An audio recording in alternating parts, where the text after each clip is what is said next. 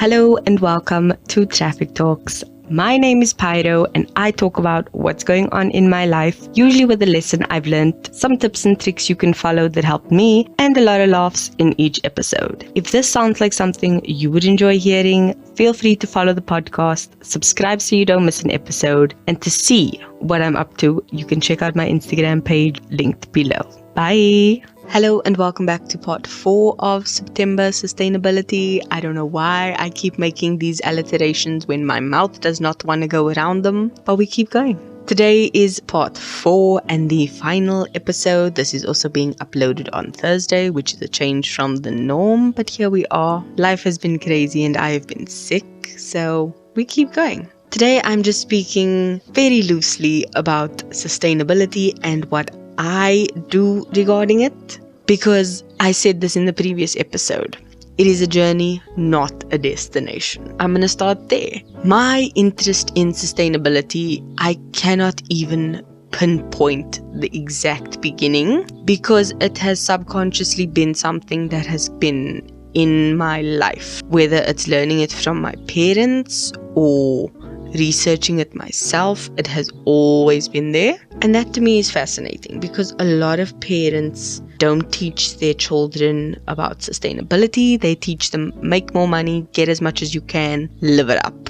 That is the general perception. And to have parents like mine who literally made a garden patch in our yard so we could grow our own vegetables, who encouraged us to reuse things, find secondhand things, make our own things, to help us take care of our garden and yard and, recycle water and things like that. They've taught us a lot about our environment and how to take care of it, even unknowingly. And that is something I will always be grateful for, because I have spoken about this. I enjoy buying secondhand things from thrift stores or making them myself. Like my knitting project, like my bookshelf. There are so many things that I've bought secondhand or done secondhand that I enjoy. I know we used to go to a flea market often, and a lot of my furniture pieces in my room are secondhand. Some of them aren't, but 2 of the most prized possessions I own are secondhand things. One being my furniture, which I'm lumping together, which is a bookshelf and a nightstand. I bought them at 2 different places, one at the flea market, one at a thrift store, and I literally painted them myself. So I would literally drag it outside, paint it, let it dry, bring it inside. The next day, same thing. Just so that I could have a few coats of paint. I love it. They look stunning. They still look good. I use them to this day. The one is, I bought it when I was in university. So the one is about, I think, 7 years old by now. I can't remember exactly what year I bought it in, but it's about 7 years old. And the other piece is about 3 or 4. So they've lasted long. Another piece I also have is from my mother, who had this bookshelf when she was in her home as a child, I think. So it's another bookshelf that's come a long way. Yes, I have a lot of bookshelves. I have a lot of books. Sue me. No, please don't. I have no money to give you.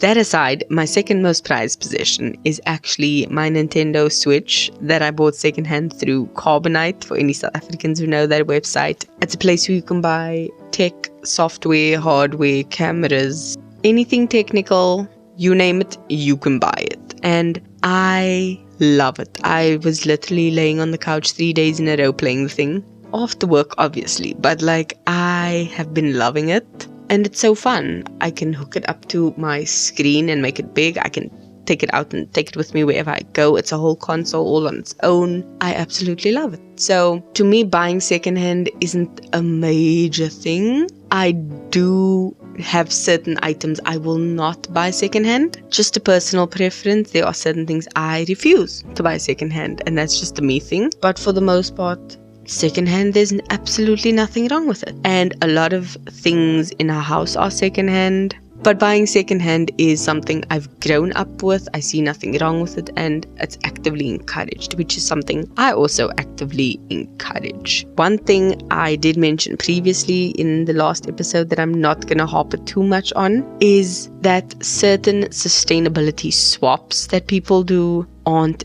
actually practical. For example, throwing out all the things you are currently using because they aren't, quote, green products in your skincare or your shampoo or your whatever. That is dumb, to be honest. It's a very stupid thing to do.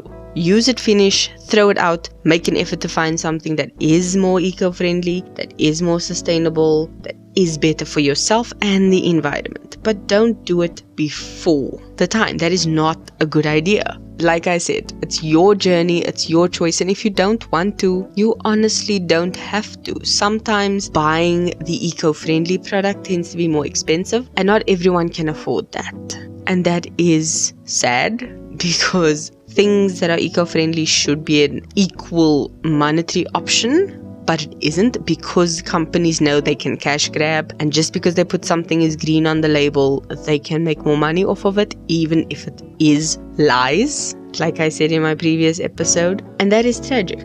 One thing I will say about that is doing your research on products will help with that, but it is time consuming, especially if you're trying to research, is this a legitimate green product or not? A lot of times companies do publicize that, but you're gonna have to do your research and go the extra mile. A lot of times people confuse words. For example, being eco-friendly and being vegan, two different things. Being vegan means the products they use to make the item doesn't contain any animal byproducts. That's the vegan thing. Cruelty-free means they didn't test on certain animals. However, there are certain products that have to be tested on animals for safety. So that is a big debate in the industry at the moment. And then being eco-friendly or sustainable from recycled materials, meaning they use products that previously used to be something else, as well as how they ship, source, create their products are made in a way that doesn't harm the earth too much. And that is the key word, too much. Meaning there is damage, there is something that isn't nice, but it's not as bad as any other option, which is a gimmick they use to trick you. Greenwashing. Check the previous episode if you didn't. But all that to say, it's not an easy thing to try and be sustainable. I have gone through a lot of upheaval because of this, especially because I'm someone who likes the finer things in life. I will admit that I'm bougie on a budget, and the budget isn't much, but we do what we can with what we got.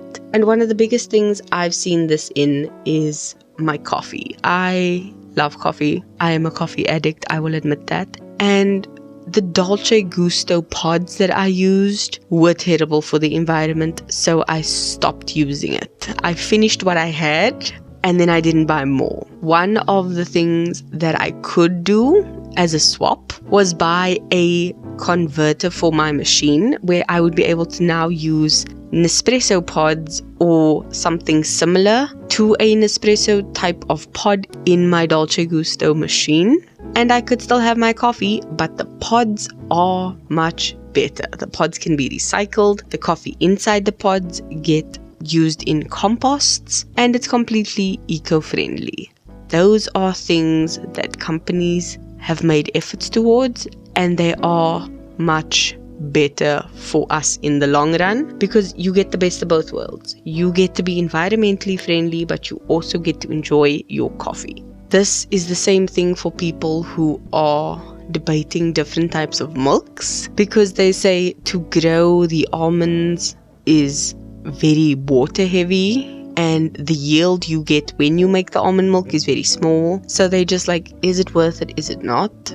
I do like almond milk, I'm not gonna lie, but I have found out that there are different brands of almond milk, and the one I use, which is the Blue Diamond brand, is actually made in South Africa. There is the brand, it's a Checkers brand, I can't remember the exact name. I think it's Faithful to Nature who came out with an almond milk as well as a barista blend of the almond milk, and that is literally made in Italy. Why are you making something for your people that you have to import and then claim it's better for you because it's eco-friendly, but charge 10 Rand more?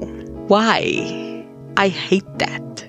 check where your products come from, because that can make a difference. It can make you understand why something is priced the way it is and what alternative can you find. For me, my alternative is buying my almond milk, the Blue Diamond brand, from Fruit and Veg when they have a special. That's what I do. It's so simple, but it's something I've had to learn. It's taken me about 3 years to learn that. Wait till they have it on special. It can stand in the cupboard for a while. It's gonna be best. Do that. Because at one point I did make my own almond milk, but I had so much flour left that it was just impossible to consume it. So it was becoming a waste.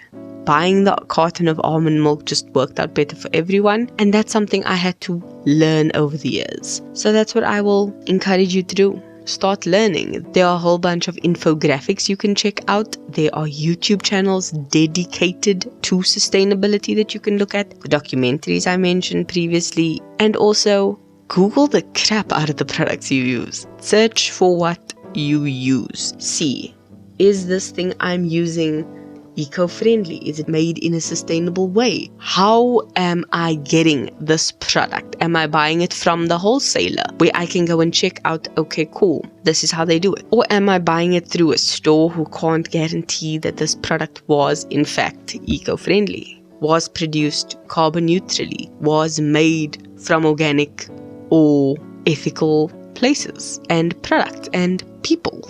Because that's the thing that goes on. People are being underpaid for their work. Forests and things are being cut down when they shouldn't. These things still go on. And we can make a difference. Even if it's small, because in the long run, it's going to mean a hell of a lot. So that is my 2 cents, which I've turned into 5 cents with how long I've been speaking. But it is what it is. So that's me. This week's song, or rather today's song, considering there was 2 episodes this week, is Earth by Lil Dicky featuring various artists. It's a bit explicit, so be warned, but I love it. It's a really, really fun song, and it actually makes you think.